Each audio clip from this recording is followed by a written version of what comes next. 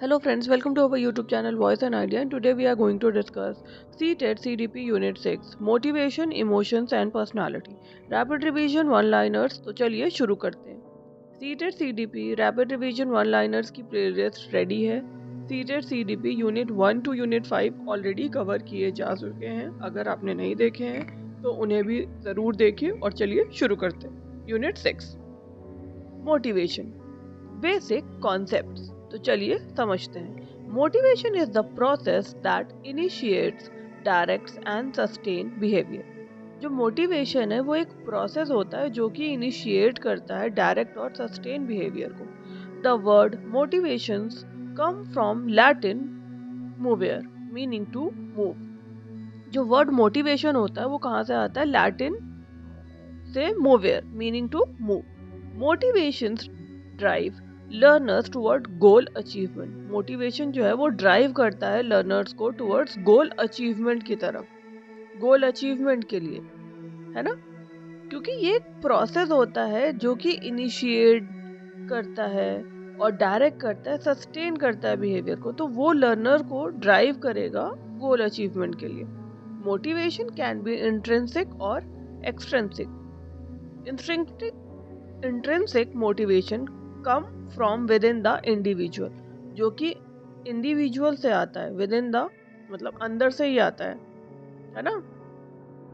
तो intrinsic motivation मतलब इन, तो विद इन द इंडिविजुअल। और extrinsic motivation come from external reward, मतलब जैसे कि अगर आप फर्स्ट आओगे तो आपको ये चीज मिलेगी, तो ये एक एक्सटर्नल रिवॉर्ड है कि हाँ, हमें अगर बाइक चाहिए तो हमें फर्स्ट आना होगा, या स्कूटी चाहिए तो हमें फर्स्ट आना होगा, तो वो एक कि फॉर अ एक्सटर्नल रिवॉर्ड। तो extrinsic motivation comes from external reward. Extrinsic motivation आता है एक्सटर्नल रिवॉर्ड के through.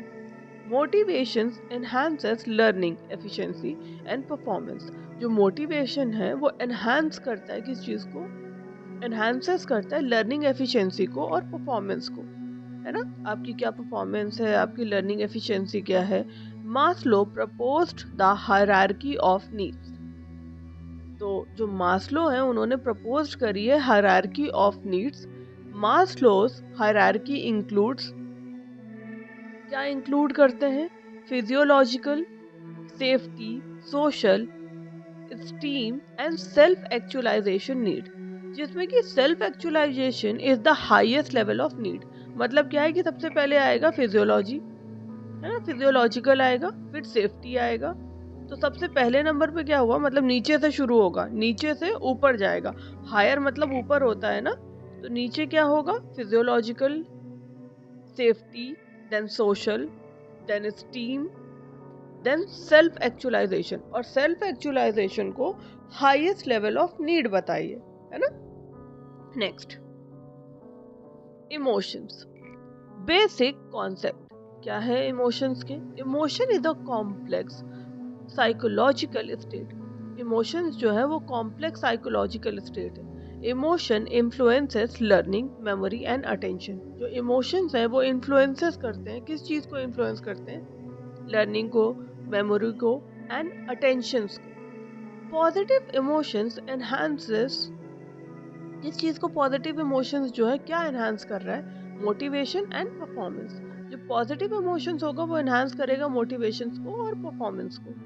Negative emotions can hinder learning, और जो नेगेटिव इमोशंस है वो हिंडर कर सकते हैं learning. Emotional development starts in infancy. जो इमोशनल डेवलपमेंट होता है वो स्टार्ट हो जाता है किसमें? इन्फेंसी में। Emotional regulation is essential for academic success.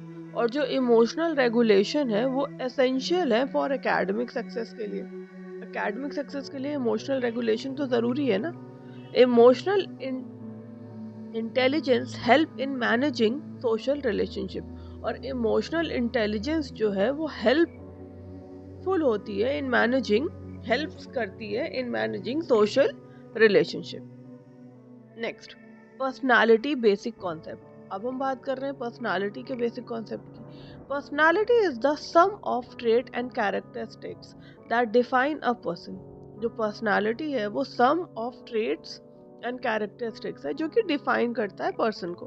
Personality is influenced by heredity and environment. जो पर्सनालिटी है वो इन्फ्लुएंस होती किससे? हेरिडिटी और एनवायरनमेंट के through. Personality develop through interaction with society and culture. जो पर्सनालिटी है वो डेवलप होती है थ्रू इंटरैक्शन, किसके through? Interaction with society and culture. Trait theory describes personality as stable characteristics. जो ट्रेड थ्योरी है वो डिस्क्राइब्स करते हैं पर्सनालिटी को as stable characteristics. Trait theory जो है वो डिस्क्राइब करते हैं पर्सनालिटी को एक स्टेबल कैरेक्टरिस्टिक्स की तरह। टाइप थ्योरी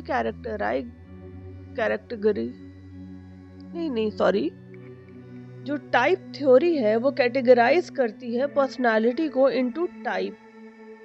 क्योंकि टाइप थ्योरी है ना, तो उसने कैटेगराइज किया है पर्सनालिटी को किसमें? टाइप्स में।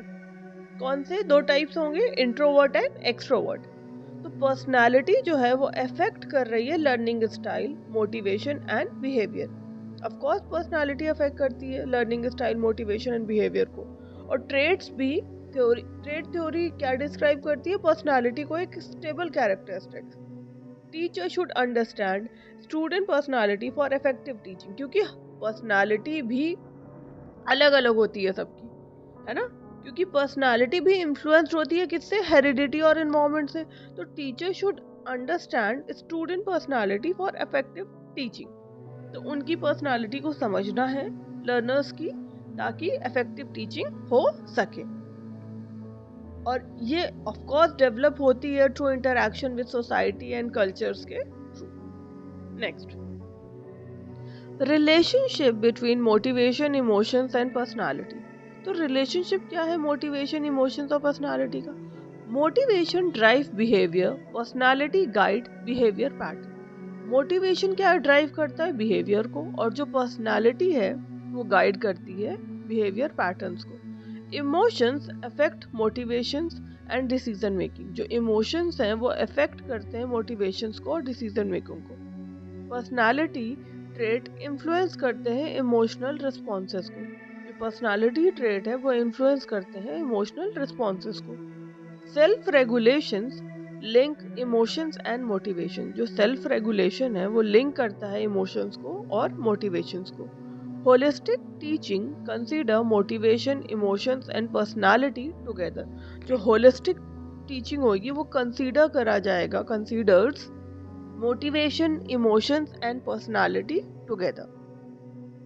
Next, educational implication, seated focus जो है। Teachers should motivate learners through positive reinforcement. Teachers को कैसे मोटिवेट करना चाहिए लर्नर्स को? Through positive reinforcement. Classroom activity should promote emotional growth. जो क्लासरूम एक्टिविटीज होती हैं वो प्रमोट करते हैं इमोशनल ग्रोथ को। Understanding personality helps in planning teaching strategies.